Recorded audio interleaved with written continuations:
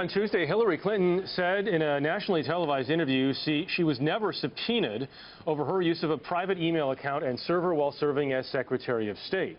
But Wednesday, lawmakers investigating the 2012 attacks in Benghazi, Libya, said that was not true, and they released a subpoena issued in March as proof. John Dickerson, CBS News political director and moderator of Face the Nation, joins us from Washington with more on this.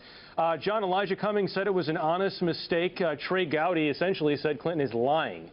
Where's the truth? Well, I think in this case it's probably, it depends. Because on the one hand, the question was asked in a way that left some wiggle room. Clinton was saying that she wasn't subpoenaed on the way to trying to say something else. She was doing a lot of shimmying in those answers.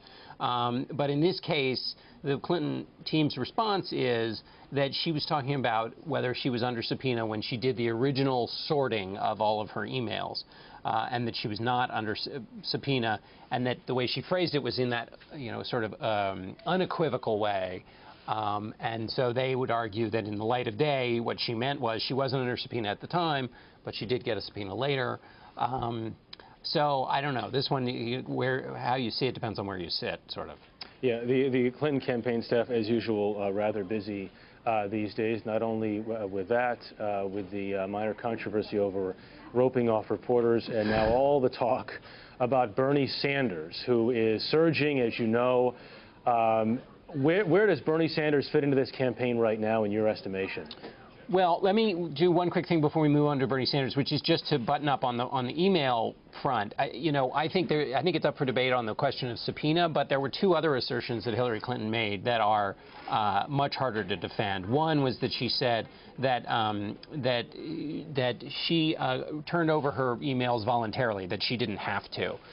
That's not the case. That not only did she have to keep her emails in a kind of secure server, even if it was through her private account, while she was Secretary of State, but then after she left, the State Department asked her for her emails. So these weren't just turned over voluntarily. This is something that was required of her. The reason that matters is if you say, well, I turned them over voluntarily, then it means there's no standard against which to judge you. It's sort of, you're doing a nice thing, so don't bother me about the way in which I'm doing it.